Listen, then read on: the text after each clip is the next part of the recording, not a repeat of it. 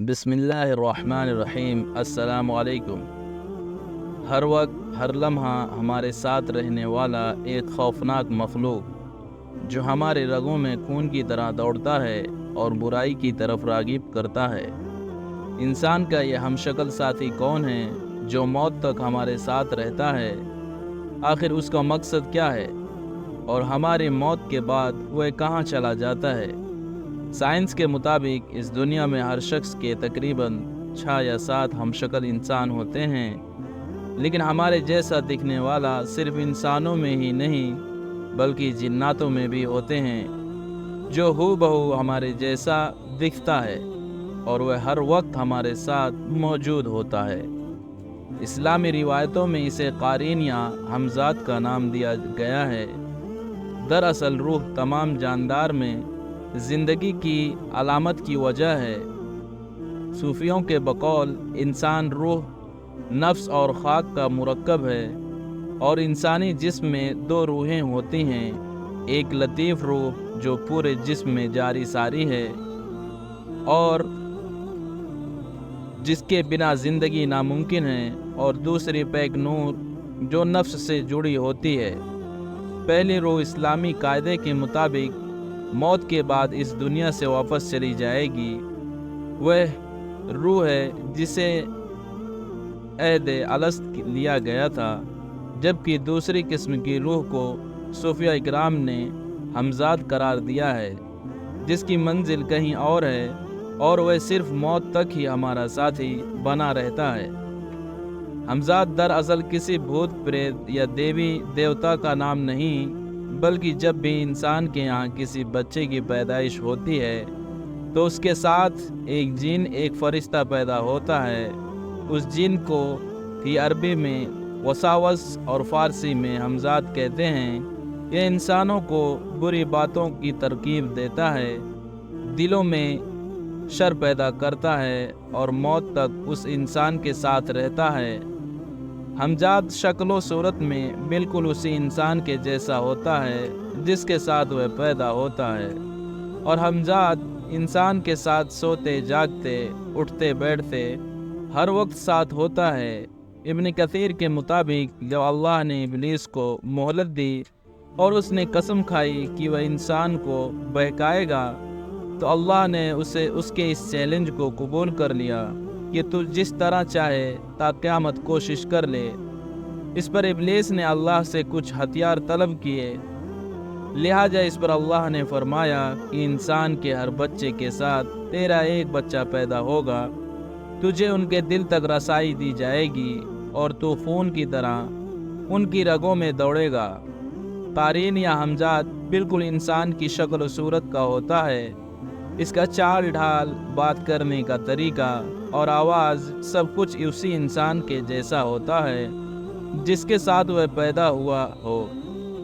تبھی ساری زندگی اس انسان کے ساتھ رہنے کی وجہ سے ہمزاد اس شخص کے بارے میں ہر ایک چیز جانتا ہے، جو وہ چیزیں بھی جو انسان تنہائی میں کرتا رہا ہو، اور وہ تمام باتیں بھی جو باقی دنیا کے لیے ایک راز ہے۔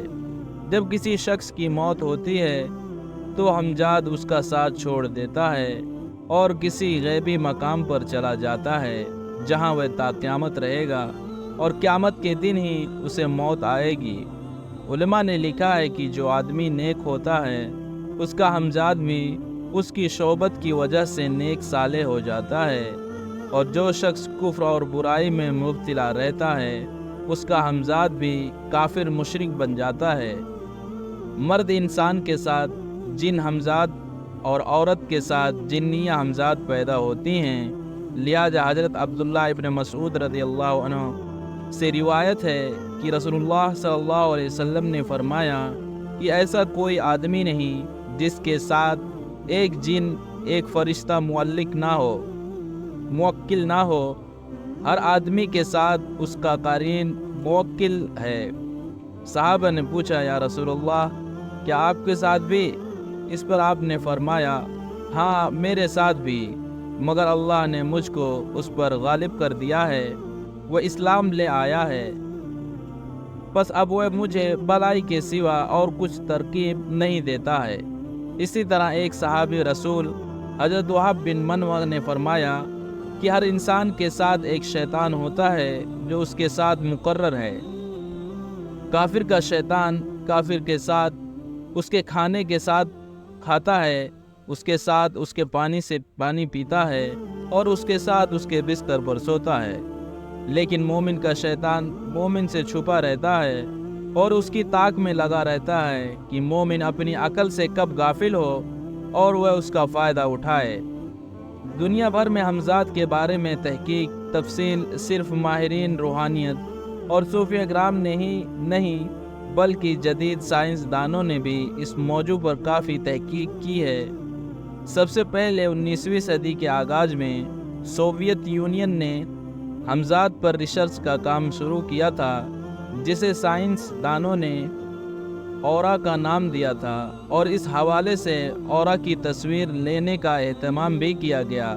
اس مقصد کے لیے خاص قسم کے کیمرہ اور کیمیکلز تیار کیے گئے تھے۔ چنانچہ آپ پہلی مرتبہ حمزات کی عجیب و غریب تصویر سامنے آئی، جسے انسانی جسم سے نکلنے والی روشنی یا انرجی قرار دیا گیا۔ جادو کی دنیا میں حمزات کو ایک خاص مقام حاصل ہے۔ کالے جادو اور سربلی جادو سے حمزات کو بہت اہمیت دی جاتی ہے۔ جادوگر یا عامل اس حمزات جن سے معاہدہ کر کے اس کی مدد سے جائز اور ناجائز کام کرواتے ہیں، لیکن اس معنی میں حمزات عامل سے ایسی شرطیں پوری کرواتا ہے جس سے وہ ایمان سے ہاتھ دھو بیٹھتا ہے اور شیطان کا پیروکار بن جاتا ہے۔ کمزور عقائد رکھنے والے مسلمان جب ان عاملین کے پاس جاتے ہیں تو وہ ان لوگوں کو ایسی باتیں بتاتے ہیں جسے اس شخص کے سوا اور کوئی نہیں جانتا، لہٰذا ایسے لوگ ان عاملین کے دھوکے میں آ جاتے ہیں۔ دراصل وہ عامل حمزات سے اس شخص کے متعلق تمام جانکاریاں حاصل کر لیتے ہیں اور لوگوں کو بیوقوف بناتے ہیں۔ جو عاملین لوگوں کو روحوں سے ملاقات کرواتے ہیں وہ بھی دراصل ان حمزادوں سے ہی کرواتے ہیں، کیونکہ موت کے بعد ارواح کی دنیا سے رابطہ ناممکن ہے۔ حمزات کو تصویر یا قابو کرنا خطرناک عمل ہے، کیونکہ موقع پاتے ہی حمزات عاملین کو ہلاک کر دیتا ہے۔ اسی طرح بہت سارے عاملین ایسے ہیں جو حمزات کو قابو کر کے غیر شرعی اور حرام کام کرواتے ہیں، لیکن جب وہ حمزات کے غضب شکار ہوتے ہیں تو ان کا انجام عبرتناک ہو جاتا ہے۔ کسی بھی حرام فعل کی نیت سے حمزات کو تصویر کرنا یا مال و دولت کی لالچ کے لیے حمزات سے کام کروانا نہ صرف انسانوں کو دنیا میں تباہ برباد کر دیتا ہے بلکہ اس کے لیے آخرت میں بھی دردناک عذاب ہے۔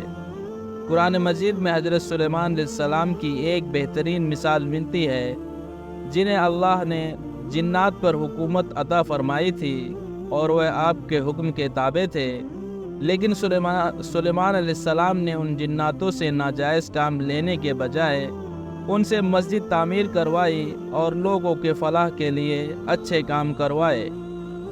یہ ان لوگوں کے لیے ایک مثال ہے جو حمزات کو قابو کر کے ان کو برے کاموں کا ذریعہ بناتے ہیں۔ دوستو، اگر یہ ویڈیو آپ کو پسند آئی ہو تو ہمارے چینل کو لائک اور سبسکرائب کریں، اور جاتے جاتے ڈسکرپشن میں ایک پیارا سا کمنٹ ضرور لکھتے جائیں۔ السلام علیکم۔